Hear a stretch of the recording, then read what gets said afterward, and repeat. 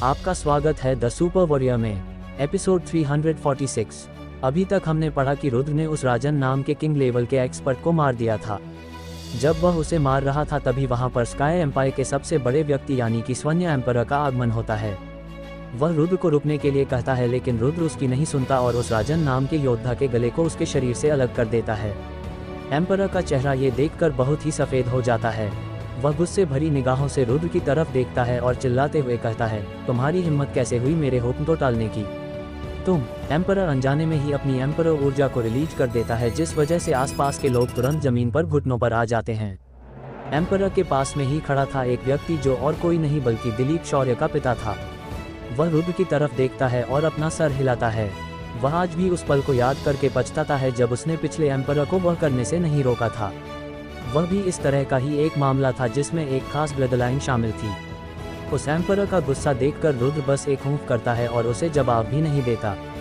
वहीं पर उस एम्पायर की एनर्जी का भी उस पर कोई असर नहीं हो रहा था। उल्टा वह हाथ लहराता है और जय, वैशाली और पूर्वी रेजिमेंट से उस प्रेशर को हटा देता है।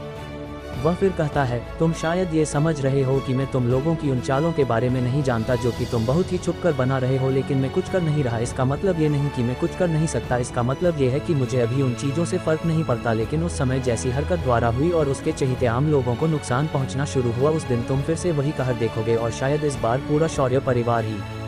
वह आगे कुछ नहीं कहता और अपनी जगह से गायब होकर जय और वैशाली के पास प्रकट होता है। जय और वैशाली इस दृश्य को अभी तक पचा ही नहीं पा रहे थे। रुद्रांश फैमिली के बारे में जय जितना जानता था कि वे साम्राज्य के मामलों में ज़्यादा हस्तक्षेप नहीं करते और केवल सीमा सुरक्षा पर ही ध्यान देते हैं, लेकिन उनकी ताकत कमज़ोर बिल्कुल भी नहीं है। लेकिन आज रुद्र को देखकर वह ऐसा पक्के पर मान गया था कि अभी तक वह जो सोच रहा था वह पूरी तरह से गलत है। इस साम्राज्य का सबसे ताकतवर आदमी एम्पायर नहीं बल्कि उसके सामने खड़ा वह व्यक्ति था जिसे वह अभी तक केवल एक रॉयल कमांडर समझ रहा था। एम्पायर रुद्र के उस बेइज्जती भरे लहजे को देखकर बहुत ही गुस्सा होता है, लेकिन वह कुछ कर नहीं सकता था और उसके दादाजी भी अभी तक सेक्लूजन से बाहर नहीं निकले थे। दरअसल आज उस व्यक्ति को इस ब्लड लाइन को छीनने के लिए उसी ने भेजा था, क्योंकि अगर वह खुद आता तो यह उसकी छवि को लोगों की नज़र में धूमिल कर सकता था। वह उस सर रहित शरीर को उठाता है और उसके सर को अलग उठाता है और फिर आखिरी बार रुद्र की तरफ गुस्से से देखते हुए एक आकाशीय दरार में गायब हो जाता है। दिलीप शौर्य का पिता भी रुद्र की तरफ देखता है, एक लंबी आन भरता है और उस दरार में चला जाता है।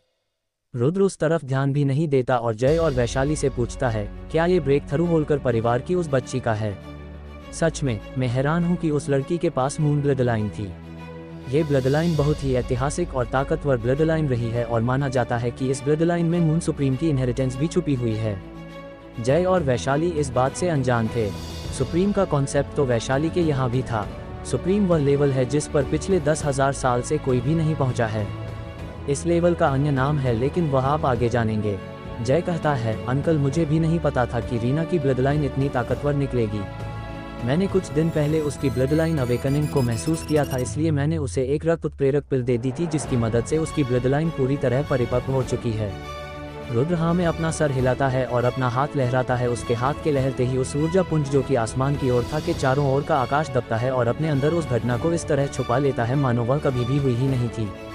जय इस काबिलियत को देखकर हैरान हो जाता है। उसे इतना तो अच्छी तरह पता था कि उसके सामने वाला व्यक्ति एम्पायर लेवल से नीचे तो बिल्कुल भी नहीं, लेकिन वह एम्पायर लेवल से कितना ऊपर है उसे कोई भी अंदाजा नहीं था। वह उन्हें धन्यवाद करता है और इसके बाद वे सभी उस जगह पर आ जाते हैं जहां पर रीना का ब्रेक थ्रू चल रहा था। उसके चारों ओर अब एक बैंगनी रंग की रोशनी फैली हुई थी जिसके भीतर सितारे भी चमक रहे थे। वह स्वर्ग से उतरी किसी परी की तरह लग रही थी। ये प्रक्रिया थोड़े लंबे समय तक चलने वाली थी क्योंकि यह कोई साधारण ब्लड लाइन नहीं थी। रीना के माथे पर एक निशान जो कि चंद्र का था धीरे धीरे बन रहा था। ये निशान पहले बहुत ही धुंधला था, लेकिन फिर वह साफ होने लगा था। वह निशान रीना को एक अजीब ताकत के साथ साथ उसे सौंदर्य भी प्रदान कर रहा था। और कमाल की बात यह है कि यह नोटिस करने वाली सबसे पहले वैशाली थी। वह ये देखती है और अपनी छाती को देखती है। वह थोड़ी जलन महसूस करती है, लेकिन वह कर भी क्या सकती थी। जय कुछ महसूस तो करता है, लेकिन उसका ध्यान रीना पर था, इसलिए वह इस तरफ ध्यान नहीं देता। लेकिन अगर उसे पता होता तो वह जरूर वैशाली की टांग ही खींचता। इस तरह 3 घंटे बीत जाते हैं और अब जाकर रीना के चारों ओर की हलचल थोड़ी कम होना शुरू हुई थी। इस वक्त रुद्र उन्हें मून ब्लड लाइन के बारे में बताना शुरू करता है। मून गॉडेस उस वक्त से 6 सुप्रीम में से एक थी और वह अपनी यूनिक ताकतों के लिए जानी जाती थी। उसके बारे में कहा जाता है कि एक बार डार्क फोर्सेस के एक सेक्ट लीडर ने उसकी डिसाइपल पर बुरी नज़र डाली थी, जिसका खामियाजा पूरी डार्क फोर्स को भुगतना पड़ा था, और उसने केवल एक हफ्ते में डार्क फोर्सेस के 3 सुप्रीम को मौत के घाट उतार दिया था, और ऐसा केवल बुरी नज़र डालने के लिए था। वह महिला बहुत ही घमंडी थी, लेकिन उतनी बुरी नहीं थी, बस उसे कमीने लोगों से नफरत थी। उसने एक सेक्ट की स्थापना की थी, और तुम लोगों को पता है कि उसका पति कौन था? उसका पति उस वक्त का दूसरा सबसे ताकतवर सुप्रीम सोल गॉड था। वे दोनों उस वक्त के सबसे ताकतवर जोड़े माने जाते थे, जब तक कि सबसे ताकतवर सुप्रीम अपनी पत्नी को सामने नहीं लाए। खैर, माना जाता है कि उस वक्त की उस आपदा में मून सेक्ट को भारी नुकसान सहना पड़ा और वे सभी सुप्रीम मारे गए, लेकिन उन्होंने इस दुनिया को बचा लिया। मून सेक्ट अभी भी मौजूद है, लेकिन वह अब दुनिया से ज़्यादा वास्ता नहीं रखता है। मून सेक्ट की एक गॉडेस लाइन है जो कि मानी जाती है कि मून गॉडेस की ब्लड लाइन को रखती है।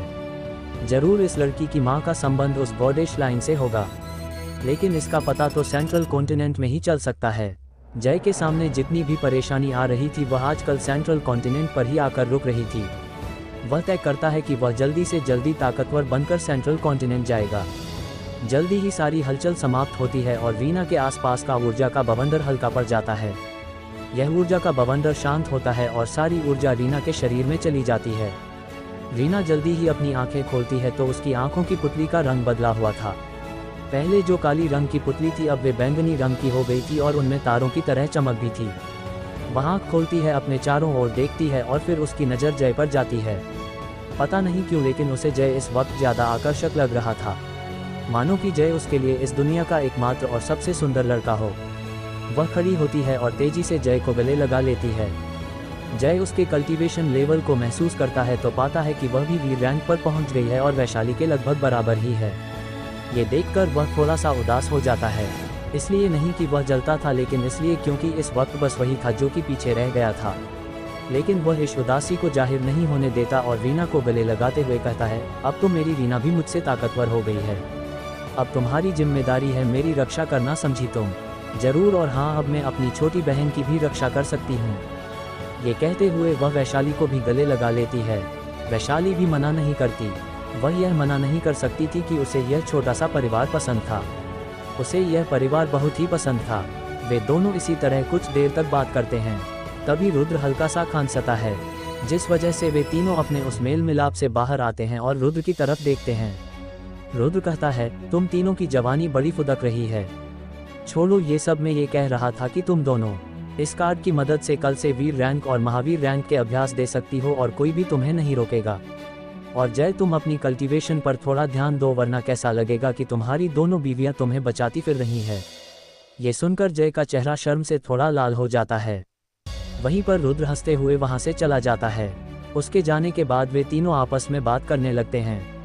इस वक्त रीना कहती है, जय, पता नहीं क्यों, लेकिन इस ब्लड लाइन के अवेकन होने के बाद मुझे तुम्हारे अंदर से एक अजीब सा आकर्षण हो रहा है। जय ये सुनकर पहले तो हैरान होता है, लेकिन फिर उसे सॉल गॉड का ध्यान आता है जिसकी इनहेरिटेंस उसे उस वक्त मिली थी। वह इस सब के बारे में रीना और वैशाली को बताता है, जिसके बाद वे सारा मामला समझ जाते हैं। वे इसी तरह कुछ देर तक बात करते हैं और फिर अपने तंबू में आ जाते हैं। इस वक्त सभी सैनिक उन तीनों को ऐसे देख रहे थे मानो किसी भूत को देख रहे हों। वे तीनों ही जब से यहाँ पर आए हैं उनके पुराने शांति भरे दिन खत्म हो गए हैं। जब वे तंबू में पहुंचते हैं तो जय उन दोनों को वहां पर छोड़कर बाहर चला जाता है। उसके जाने के बाद वैशाली रीना के पास आती है और कहती है, दीदी, मेरे पास आप जितने बड़े क्यों नहीं है? तो आगे क्या होगा जाने के लिए सुनते रहेगा the super warrior only on listener YouTube channel पर। एपिसोड 346 और 347 सेम है, इसलिए 347 अपलोड नहीं किया हूँ। आपका स्वागत है द सुपर वॉरियर में। एपिसोड 348। वैशाली और रीना को छोड़कर जय अपनी ट्रेनिंग के लिए बाहर चला जाता है। वहीं पर वैशाली और रीना की लड़कियों वाली बातें शुरू हो जाती है। दूसरी ओर जय तंबू से बाहर निकलकर उसकी रेजिमेंट के पास ही मौजूद एक जलप्रपात के पास पहुंच जाता है। वह अभी तक शक्ति रैंक के 6वें चरण तक पहुंच चुका था, लेकिन उसकी फाइटिंग क्षमता इससे कहीं ज़्यादा था। वह फिर भी अपनी इस स्पीड से संतुष्ट नहीं था और उसे और भी तेज कल्टीवेशन करने की आवश्यकता महसूस हो रही थी। लेकिन वह कल्टीवेशन को यूं ही लापरवाही से आगे भी नहीं बढ़ा सकता था, जिस वजह से वह केवल आराम से मेहनत पर ही ध्यान दे सकता था। फिर भी अगर कोई तरीका हो तो वह यहाँ पर गॉडफादर से चर्चा करने के लिए आया था। वह उस झरने के पास पहुंचता है और कहता है, गॉडफादर अब तक तो आप जाग गए होंगे। हाँ हाँ हाँ बच्चे, तुम्हें थोड़ा धैर्यवान होना चाहिए, क्योंकि केवल तुम ही हो जो कि उस स्तर पर पहुंचे हो जहां पर तुम केवल शक्ति रैंक पर होकर महाशक्ति रैंक और वीर रैंक के शुरुआती चरण तक के योद्धा को हरा सकते हो, लेकिन फिर भी तुम असंतुष्ट हो। उसके शरीर से एक सफ़ेद सा धुआं निकलता है और हंसते हुए जय से कहता है। वह धुआं जल्दी से एक व्यक्ति की आकृति ले लेता है। जय एक बार को तो उस आकृति को पहचान भी नहीं पाता।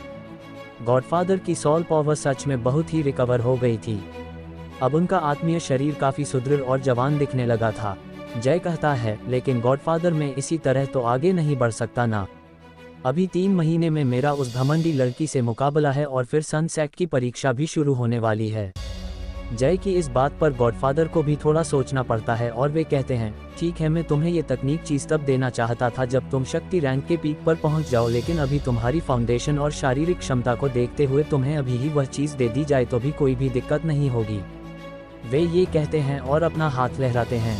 उनके हाथ लहराते ही कुछ औषधियाँ जय की स्टोरेज रिंग से बाहर निकलती हैं और हवा में लहराने लगती है। ये सभी औषधियाँ वही थी जिन्हें गॉडफादर निकालना चाहते थे।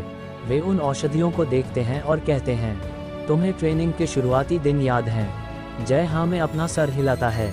वह उन दिनों को कैसे भूल सकता था जब उसे पहले तो पूरा थक जाने तक अप्साय कराया जाता, फिर एक औषधि देकर कल्टीवेशन के लिए बैठा दिया जाता था, लेकिन उसकी वजह से उसकी कल्टीवेशन में काफ़ी तेज़ी से वृद्धि हुई थी। गॉडफादर कहते हैं, ये औषधि कुछ उसी तरह की है। जैसा कि तुम्हारी शारीरिक क्षमता को देखा जा सकता है कि वह एक महाशक्ति रैंक के योद्धा की ताकत को भी पार कर सकती है, इस औषधि के दर्द को सहना तुम्हारे लिए मुश्किल नहीं होगा। इस औषधि का नाम एसेंस बर्निंग लेप है, जो कि शरीर पर लगाया जाता है। ये प्रकृति में मौजूद ऊर्जाओं को तुम्हारे शरीर के प्रति आकर्षित करेगा और तुम्हारी फाउंडेशन को भी कमज़ोर नहीं पड़ने देगा, लेकिन ये सिर्फ महाशक्ति रैंक पर पहुंचने तक ही तुम्हारी मदद कर पाएगा। तुम्हारी कल्टीवेशन अभी शक्ति रैंक के 6वें चरण पर है और तुम्हें महाशक्ति रैंक पर पहुंचने में तुम्हारी वर्तमान गति के हिसाब से करीब 3 महीने का समय लगेगा, लेकिन ये लेप इस काम को केवल 1 महीने में कर देगा। इसके बाद वे कुछ देर तक सोचते हुए कहते हैं, लेकिन तुम वैशाली या रीना के साथ उनकी वर्तमान ताकत के साथ ही युद्ध करते रहना होगा, जिससे तुम्हें कोई भी कॉम्बैट से संबंधित परेशानी ना आए और तुम्हारी ताकत तुम्हारी कल्टीवेशन के मुकाबले ज़्यादा बढ़े। उस वक्त जब तुम्हारी ट्रेनिंग शुरू की गई थी तब मैंने कहा था कि ताकत के 2 तरीके होते हैं, पहला केवल ऊपरी कल्टीवेशन जो कि ताकत पर बिल्कुल भी निर्भर नहीं करता, और दूसरा कॉम्बैट पावर जो कि तुम्हारी ताकत पर ही निर्भर करता है। अगर दूसरे नज़रिए से देखें तो तुम पहले से ही एक महाशक्ति रैंक के पीक लेवल के योद्धा बन चुके हो, लेकिन अगर तुम्हारे कल्टीवेशन को देखें तो तुम अभी उस स्तर से दूर हो। इसलिए यहाँ से आगे जैसे जैसे तुम्हारी ताकत बढ़ेगी तुम्हारी कॉम्बैट पावर उससे कहीं ज़्यादा बढ़ेगी। गॉडफादर की बात को सुनकर अपने आप को ही शाबाशी देता है कि पिछले मौक़ों पर अच्छा हुआ उसे केवल अपनी ताकत को बढ़ाने पर ध्यान दिया, वरना आज उसकी कल्टीवेशन तो ज़्यादा होती लेकिन उसकी कॉम्बैट पावर ज़्यादा नहीं होगी। और हाँ, तुम्हें अपनी पुरानी तकनीकों को भी लगातार अभ्यास करते हुए रहना है। गॉडफादर उसे आखिरी निर्देश देते हैं और वापस चले जाते हैं। वहीं पर पीछे वे एक लेप छोड़ जाते हैं जो कि एक पत्ते के बने पात्र में रखा हुआ था। वह लेप पीले रंग का था और हल्दी के लेप जैसा दिख रहा था। गॉडफादर ने उसको बनाने का तरीका जय को भेज दिया था। जय उस लेप को देखता है और अपनी आगे की कल्टीवेशन की योजना को बनाने लगता है। अभी के लिए उसके पास कुछ मुख्य तकनीकें हैं, जैसे कि 36 form of sphere, 100 mysterious change, flying steps, साथ ही उसके पास उस भले से मिली वह तकनीक भी है, स्वर्गीय दहाड़। ये सब तकनीक अगर वह एक बार भी उपयोग करता है तो वह पूरी तरह से ऊर्जाविहीन हो जाता है। वह इस वक्त अपनी आगे की ट्रेनिंग का रास्ता तैयार कर रहा था। इस वक्त इस जगह से बहुत दूर एक काली सी मीनार जो कि बहुत ही खुफिया तरीके से बनी हुई थी के भीतर एक जोरदार गुस्से वाली आवाज़ आ रही थी। रुद्र रुद्र रुद्र, तेरी हिम्मत कैसे हुई? मैं यहाँ का एम्परर हूँ लेकिन तुम वह इस वक्त बहुत ही गुस्से में था और जोर जोर से चीख रहा था। वह उस जगह पर अकेला था। ये बहुत ही खुफिया जगह थी जहाँ पर एम्परर सारे काले काम किया करता था। एक तहखाने में बहुत से कंकालों को भी देखा जा सकता था। रुद्र, तू चाहे कुछ भी कर ले, मैं उस मून ब्लड लाइन को लेकर रहूँगा। उषे की आंखों इस बार बहुत ही खतरनाक इरादे झलकते हैं और वह गुस्से में कहता है। वापस उस झरने के पास जय पूरी तरह से उस पीले रंग के लेप से लिपटा हुआ था और ध्यान में बैठा था। उसके आसपास हवा तेजी से उसे केंद्र मानते हुए आ रही थी। यह उस औषधि का कमाल था। वह हर तरह की ऊर्जा को पूरी तरह शुद्ध अवस्था में जय के शरीर में भेज रही थी। जय पूरी रात कल्टीवेशन करता है और चूंकि वह ध्यान में बैठा हुआ था तो वह ताज़ा भी महसूस करता है। एक कल्टीवेटर और मार्शल आर्टिस्ट जितना ताकतवर होगा उसे उतनी ही कम नींद की ज़रूरत होती है। वह पूरी रात कल्टीवेशन करने के बाद महसूस करता है कि वह अगले चरण पर पहुंचने के काफ़ी करीब पहुंच चुका है, लेकिन वह इस चरण को अच्छी तरह से जानता था। इस चरण को उसे किसी भी औषधि या दवा से नहीं बल्कि अभ्यास से पार करना था। वह अपनी 36 फॉर्म ऑफ स्पीयर तकनीक का अभ्यास शुरू कर देता है और जल्दी ही उसके 12 के 12 फॉर्म्स को उपयोग कर लेता है। इस वक्त उसका शरीर ऊर्जा के लिए चुंबक बना हुआ था। वह जैसे ही अपनी सारी ऊर्जा का उपयोग कर लेता है उसके शरीर के भीतर मौजूद मानो कोई दीवार टूट गई हुई हो, उसके शरीर में ऊर्जा का एक धमाका होता है और वह अगले चरण में प्रवेश कर जाता है। वह अब सामने क्षितिज में देखता है तो पाता है कि सूरज उगने ही वाला है। ये देखकर वह अब अपनी ट्रेनिंग को रोकता है और वापस से अपनी टुकड़ी की तरफ बढ़ जाता है। वहां पर पहुंचने के बाद वह अपने तंबू में घुसता है और जैसे ही अपने सामने का नज़ारा देखता है वह दंग रह जाता है। उसका चेहरा तुरंत लाल हो जाता है और वह शर्मा जाता है। वह तुरंत खांसता है और अपना चेहरा दूसरी तरफ कर लेता है। उषकी खांसी को सुनने के बाद उस तंबू में मौजूद 2 परियों जैसी सुंदर लड़कियों की चीख निकलती है और वे तुरंत अपने कपड़ों को पहन लेती हैं। वैशाली तुरंत गुस्से में कहती है, बताकर अंदर नहीं आ सकते थे। मेरी प्यारी छोटी राजकुमारी, तुम भूल रही हो कि मैं तुम दोनों के तंबू में नहीं बल्कि तुम दोनों मेरे तंबू में हो। और क्या हो गया जो मैंने तुम दोनों को देख लिया, वैसे भी शादी के बाद तो। आउच! जय के आगे के शब्द उसके मुंह में ही रह जाते हैं जब वैशाली उसे अपनी कोहनी से मारती है। जय ये देखकर गुस्सा दिखाते हुए कहता है, अब तुम अपने पति पर हमला कर रही हो, तुम्हें तो सजा देनी ही होगी। वह ये कहता है और तुरंत आगे बढ़ता है और वैशाली को कसकर बाहों में भर लेता है। तुम क्या कर रहे हो? वैशाली जय की हरकत देखकर लाल चेहरे के साथ पूछती है। तुम्हें सजा दे रहा हूँ, जय ये कहता है और अपने होठों को वैशाली को होठों पर रख देता है। वैशाली जो कि इस तरह की परिस्थिति में आज से पहले कभी भी नहीं आती, अपने दिमाग को सुन्न महसूस करती है। उसकी सोचने की क्षमता पूरी तरह से खत्म हो जाती है। वहीं पर जय के हाथ भी थोड़े से बेशर्म होने लगते हैं, लेकिन इससे पहले वह कुछ और कर पाता रीना तुरंत उसके कान को पकड़ लेती है। वह कहती है, तुम्हारी हिम्मत कैसे हुई मेरी छोटी बहन को परेशान करने की? लगता है तुम्हें भी सबक सिखाना होगा। जय और वैशाली इस तरह अलग होते हैं। वैशाली का दिमाग तो अभी तक वहीं पर अटका हुआ था और बार बार उसका चेहरा लाल होए जा रहा था। वहीं पर जय इस मामले में थोड़ा बेशर्म था। वह रीना से कहता है, तुम तो जल रही हो, वरना देखो वैशाली के चेहरे को कहीं से लग रहा है कि मैंने उसे परेशान किया है। तुम और तुम्हारी ये मीठी जुबान। रीना जय की बात का जवाब न ढूंढ पाने पर कहती है, ओह तो तुम्हें मेरी जुबान मीठी लगती है तो फिर क्यों ना टेस्ट करें? जय फिर से बेशर्मी से कह देता है। ये सुनकर रीना का चेहरा भी लाल हो जाता है। उन दोनों की इस तरह की हालत को देखकर जय जोर जोर से हंसने लगता है और फिर कहता है, चलो बस मैं अब तुम लोगों की टांग नहीं खींच रहा, तुम दोनों मेरे साथ ट्रेनिंग ग्राउंड में चलो। वे दोनों जय की इस बात पर थोड़ा अपने आप को संभालती हैं और फिर जय के साथ ट्रेनिंग ग्राउंड की तरफ बढ़ जाती है। रीना अभी वीर रैंक पर पहुंची थी, इसलिए उसे अपने कल्टीवेशन लेवल को स्टेबल करने की ज़रूरत थी। वहीं पर वैशाली को अपनी मार्शल सॉल के अपग्रेडेड वर्जन के साथ ज़्यादा अच्छा कनेक्शन बनाने की ज़रूरत थी, जबकि जय को अपनी ट्रेनिंग के लिए उन दोनों की ज़रूरत थी। वे तीनों ट्रेनिंग ग्राउंड पर पहुंचते हैं। वहां पर पहुंचकर जय कहता है, सबसे पहले मैं और वैशाली फाइट करेंगे। वैशाली जय की बात को सुनकर थोड़ी हैरान हो जाती है। वह कहती है, लेकिन कुछ नहीं, हम दोनों फाइट करने वाले हैं और तुम्हें अपनी ताकत को बिल्कुल भी कम करने की ज़रूरत नहीं है। जय सीधे लहजे में कहता है, तो आगे क्या होगा जाने के लिए सुनते रहेगा the super warrior only on listener YouTube channel पर। आपका स्वागत है द सुपर वॉरियर में। एपिसोड 349। जय की वैशाली के साथ लड़ने की इच्छा को देखकर दोनों ही कुछ नहीं कर सकते थे।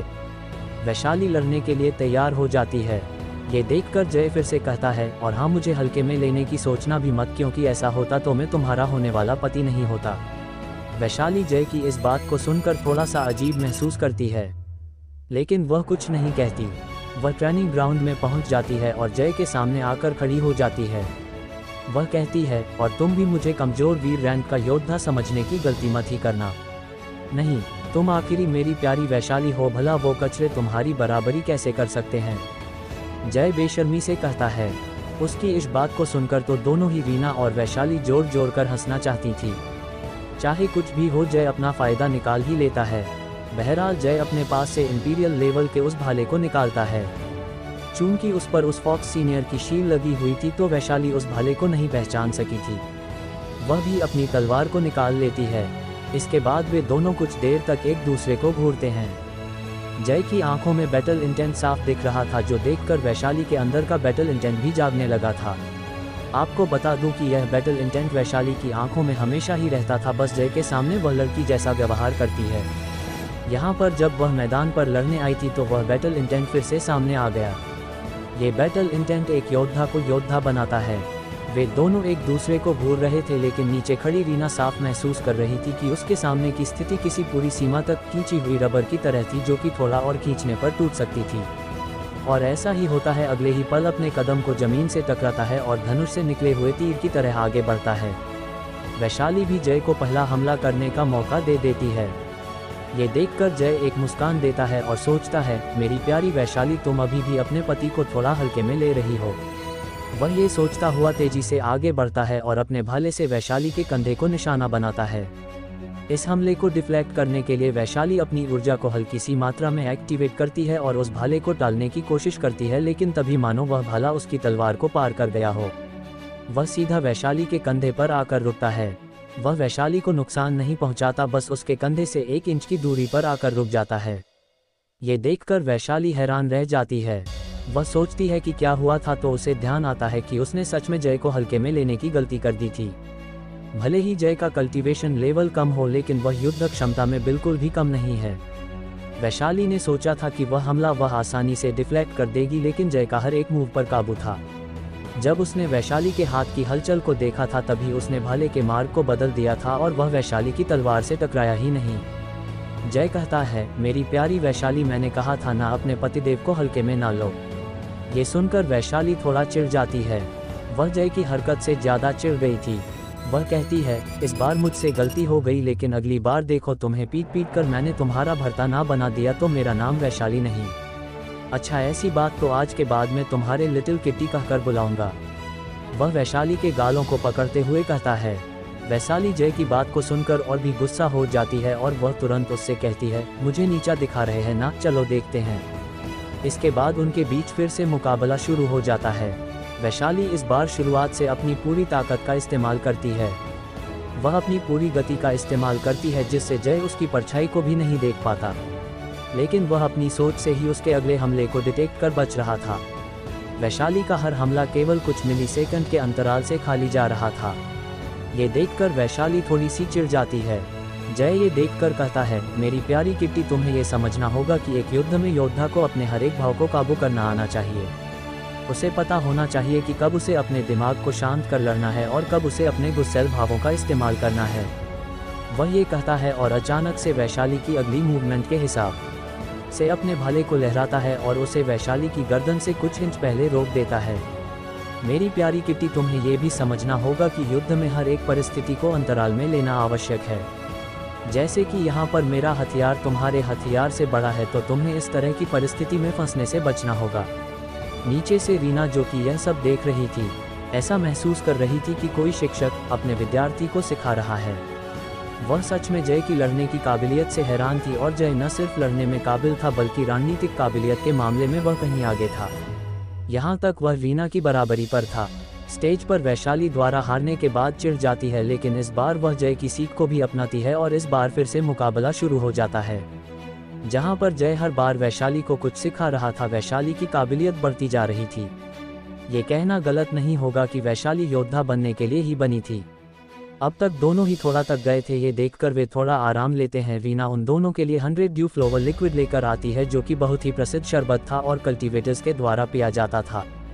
जब वे आराम कर रहे थे, उस वक्त आर्मी हेडक्वार्टर के एक ऑफिस में 2 व्यक्ति एक दूसरे के सामने खड़े हुए थे। उनमें से एक कहता है, कमांडर रुद्र, कमांडर रुद्र, वह बस एक कमांडर ही तो है, उससे छुपकर इतनी सारी योजना बनाने की क्या जरूरत है। और यह बात सच नहीं है कि वह उस वक्त हार गया था और उसे यहाँ पर काम करने के लिए मजबूर किया गया था। सामने वाला व्यक्ति उस दूसरे व्यक्ति के गुस्से को देखकर ज़्यादा रिएक्ट नहीं करता और शांत रहता है, और फिर कुछ देर तक सोचने के बाद वह कहता है, मैं तुमसे एक सवाल पूछता है, अगर कोई व्यक्ति एक रूलर को मौत तक की टक्कर देने के बाद हार जाता है तो क्या तुम उससे या फिर कोई भी एक स्टार एम्परर उसे हरा सकता है? ये सुनकर उस व्यक्ति को अचानक से कुछ समझ आता है और वह अपना सर नीचे कर लेता है। लेकिन अब भी वह संतुष्ट नहीं था। वह आदमी यह भांप लेता है। वह कहता है, मुझे पता है कि तुम अभी भी संतुष्ट नहीं हो। तुम शायद रुद्र के आतंक से वाकिफ नहीं हो, और वह व्यक्ति जिसने उसे हराया उस युद्ध के बाद उसका दोस्त बन गया, और वह वादा केवल एक दोस्ताना वादा था। राशिद, तुम्हें समझना होगा कि हम जिस दुनिया में है वह एक युद्ध का मैदान है, जहां पर हर एक दिन लाखों लोग मरते हैं जिन्हें कोई जानता भी नहीं है। कई हारते हैं, कई जीतते हैं। इस युद्ध भूमि में कुछ योद्धा अपना नाम इतनी ऊंचाइयों तक पहुंचा देते हैं कि सभी बस अपना सर उठाकर उन्हें देख ही सकते हैं। वह रुकता है और उस व्यक्ति की तरफ देखता है और कहता है, और कुछ इस युद्ध मैदान में खो जाते हैं। तो वहीं पर कुछ ऐसे भी होते हैं जो कि बस छुप जाते हैं, लेकिन उनका नाम जब भी दुनिया के सामने आता है वह पूरी युद्ध भूमि को हिलाने की दम रखता है। तुम नई जनरेशन हो, लेकिन हमने उस रुद्र को देखा है जिसने इस पूरी युद्ध भूमि को हिलाकर रख दिया था। अगर उस वक्त उस व्यक्ति ने उसे बचाने का तरीका ना बताया होता तो आज ये साम्राज्य केवल खंडहरों में होता। इस रुद्र के आगे इस साम्राज्य के एंसेस्टर भी वह व्यवहार नहीं कर सकते, क्योंकि वे खुद उसके गुस्से से डरते हैं। पिछले एम्परर को पता है जब इस रुद्र ने मारा था तो एंसेस्टर उन दोनों के सामने ही खड़े थे। वो कुछ भी नहीं कर सके, तो तुम अपने आप को क्या समझते हो? तुम्हें पता है मैं कभी कभी रुद्र के लिए थोड़ा सा बुरा महसूस करता हूँ। हास, तुम नहीं समझोगे, बस तुमसे जो कहा जा रहा है वो करो, और हाँ, कभी भी रुद्र की बुरी किताब में अपना नाम दर्ज ना करा लेना, क्योंकि वह व्यक्ति भले ही अब शांत बैठा हो लेकिन वह ऐसा नहीं जो कि हिसाब किताब में कमजोर हो। ये एम्परर अपनी कब्र खोद रहा है, लेकिन हम इसमें कुछ नहीं कर सकते। तुमसे जो कहा गया है बस वो करो। वह व्यक्ति इतना कहता है और वहां से चला जाता है। उसके पीछे वह व्यक्ति बस खड़ा रहता है और किसी सोच में डूब जाता है। आखिरी रुद्र ऐसा कितना खतरनाक आदमी था जो कि एंसेस्टर के सामने उसने एम्परर तक को मार दिया, और वह कौन आदमी था जो कि इतने ताकतवर आदमी को भी रोकने में काबिल था? इस वक्त जय, वैशाली और रीना जो कि ट्रेनिंग में लगे हुए थे बाहर कुछ हलचल महसूस करते हैं। सुबह से जय ने वैशाली को कई पाठ सिखाए थे और वह भी 2-3 बार हार गया था, जो कि वह हर बार ये कहकर पलट देता कि वह वैशाली को दुखी नहीं देखना चाहता था। जय रीना के साथ भी अभ्यास करता है और उसे भी युद्ध के कुछ नियमों के बारे में बताता है। वैशाली की तरह रीना उतनी युद्ध क्षमता वाली नहीं थी, लेकिन फिर भी मून ब्लड लाइन की मदद से वह अपनी ही युद्ध कला विकसित कर लेती है, बिल्कुल जय की तरह। क्योंकि चाहे कोई भी कितना भी सिखाए, हर कोई अपने रास्ते को खुद ही बनाता है, और जो पूर्ण रूप से दूसरों के रास्ते पर चलता है वह अंत में एक जगह पर पहुंचकर रुक जाता है। बहरहाल बाहर की हलचल सुनकर वे अपनी ट्रेनिंग बंद करते हैं और जय, वैशाली और रीना के साथ कैंप में पहुंचता है, जहां पर वह 3 नए चेहरों को देखता है, जिनमें से 2 मेजर और 1 जनरल था। वह तुरंत उनके नाम पढ़ता है और आगे आकर ग्रीट करता है, ग्रीटिंग जनरल राशिद। जय को देखकर वह अपना सर हिलाता है और फिर वापस से सोच में डूब जाता है, लेकिन वह जल्दी ही सोच से बाहर आता है और कहता है, जैसा कि एक जवान लेफ्टिनेंट से उम्मीद थी, मैं यहाँ पर तुम्हारी टुकड़ी को तुम्हारा पहला मिशन देने के लिए आया हूँ। तो आगे क्या होगा जाने के लिए सुनते रहेगा the super warrior only on listener YouTube channel पर। आपका स्वागत है द सुपर वॉरियर में, एपिसोड 350। अभी तक हमने पढ़ा कि जनरल राशिद बजरंग टुकड़ी में पहुँच गया था, जहाँ पर जय उसे ग्रीट करता है। वह बताता है कि वह यहाँ पर जय और उसकी बजरंग टुकड़ी को उसका पहला मिशन देने के लिए आया था। जय ये सुनता है तो उसे कुछ अजीब लगता है, लेकिन वह इसे फिर नकार देता है, क्योंकि एक सैनिक होने के नाते वह इसी तरह यहाँ पर नहीं रह सकता था, वरना यह उसके और उसकी बजरंग टुकड़ी के स्कोर को प्रभावित करेगा। वैसे भी जय ने देखा था कि उसकी टुकड़ी का स्कोर पहले से ही 0 के करीब है। वहाँ में अपना सर हिलाता है। ये देखकर जनरल राशिद अपने पास से एक टोकन निकालता है जो कि लाल रंग में था और उसे जय को दे देता है। वह कहता है, इंपीरियल सिटी के बॉर्डर पर एक गांव है जो कि इंपीरियल सिटी की ग्रेट वॉल से 5 की दूर है। वहां पर पिछले कुछ समय से कुछ डाकुओं का आतंक है। वे डाकू हमला करते हैं और इससे पहले कि हमारी सेना कुछ कर पाए वे डेमनिक फॉरेस्ट में गायब हो जाते हैं। तुम्हारा मिशन इस बार उन डाकुओं को जड़ से खत्म करना है। रिपोर्ट के मुताबिक उन डाकुओं का सरदार एक महाशक्ति रैंक के पीक स्तर का योद्धा है और वह वीर रैंक पर भी हो सकता है। जनरल राशिद उसे पूरे मिशन को समझाता है। जय पूरे मिशन को ध्यान से पढ़ता है और फिर हाँ में अपना सर हिला देता है। वह अपनी वर्तमान काबिलियत के हिसाब से इस मिशन को तो सफलतापूर्वक पूरा कर सकता है। वह फिर अपनी टुकड़ की तरफ देखता है और शेरू को कहता है, सभी को इकट्ठा करो। शेरू हाँ में अपना सर हिलाता है और सभी को इकट्ठा करता है। सेना का ये नियम है कि हर एक ऑर्डर को 2 मिनट में पूरा किया जाता है। यहाँ भी ऐसा ही होता है। सारी टुकड़ी 2 मिनट के अंदर रेखा में खड़ी हो जाती है। इस टुकड़ी को इतनी आज्ञाकारी बनता हुआ देखकर वह जनरल भी हैरान हो जाता है। वह फिर एक कान भरता है, यह कोई नहीं देख पाया था। कुछ ही देर में जय अपनी सारी टुकड़ी को संबोधित करना शुरू करता है। मैं जानता हूं कि मेरे आने के बाद तुम लोगों को वह आज़ादी नहीं मिली होगी जो कि तुम लोगों को पहले मिल रही थी, लेकिन तुम लोगों को ये समझना होगा कि तुम इस युद्धभूमि में एक चींटी के समान हो और तुम क्या सोचते हो मुझे उससे बिल्कुल भी फर्क नहीं पड़ता, कम से कम तब तक तो नहीं जब तक कि तुम मुझे अपनी कीमत नहीं समझा देते हो। यहाँ पर कुछ प्रतिष्ठित परिवारों से होंगे और तो कुछ इतनी बुरी हालत में भी नहीं होंगे कि उन्हें इस सेना में अपनी जान की बाजी लगानी पड़े, लेकिन फिर भी तुम लोग यहाँ पर हो तो ये तुम्हारे जज्बे को दर्शाता है। लेकिन यहाँ पर आने के बाद से ही मैंने तुम्हारे उस जज्बे को ठंडी हालत में देखा है। आज हमारी टुकड़ी का मेरी लीडरशिप में पहला मिशन है और यह मिशन मैं तुम लोगों के भरोसे पर तो बिल्कुल भी नहीं ले रहा हूँ, लेकिन फिर भी तुम गधों से उम्मीद करता हूँ कि तुम लोग कुछ सीख सको।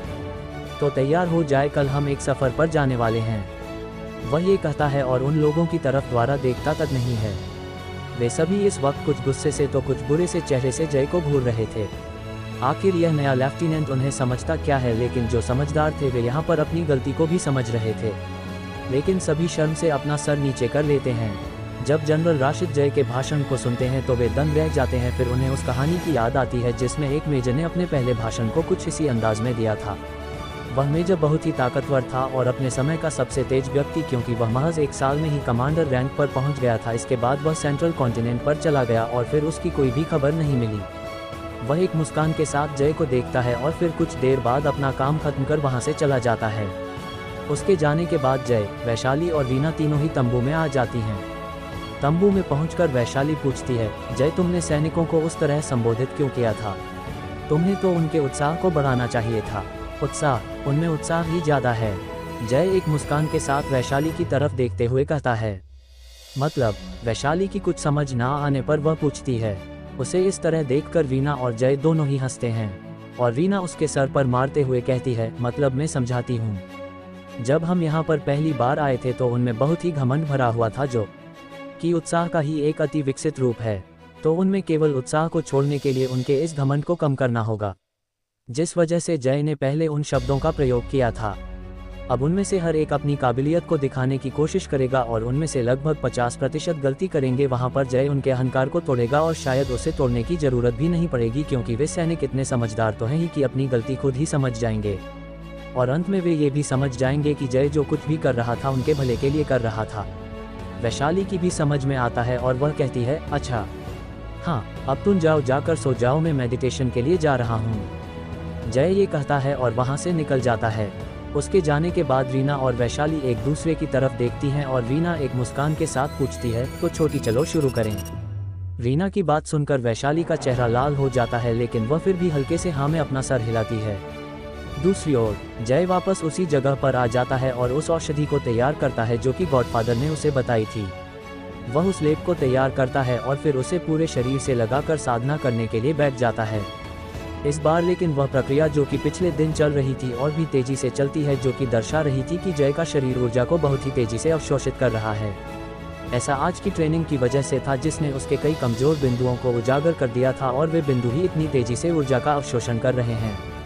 इसी तरह पूरी रात बीत जाती है और अगली सुबह हल्के से अंधेरे के दौरान जय अपनी आंखों को खोलता है। वह महसूस करता है कि वह शक्ति रैंक के 7वें सितारे के मध्यम स्तर पर पहुंच गया था और वह अगले दिन विभाजक रेखा पर पहुंच जाएगा। ये देखकर वह थोड़ा सा संतुष्टि से अपना सर हिलाता है और फिर वापस से टुकड़ी के कैंप में लौट आता है। आज उनकी टुकड़ी को एक मिशन पर जाना था, जो कि शायद उनका पहला मिशन ही ना हो, क्योंकि कई बार ऐसा होता है कि एक नए सैनिक की सैन्य यात्रा इस तरह ही शुरू होती है। तो इस मिशन के साथ जय की एक नई तरह की कार्य यात्रा शुरू हो रही थी। तो आगे क्या होगा जानने के लिए सुनते रहेगा the super warrior only on listener YouTube channel पर।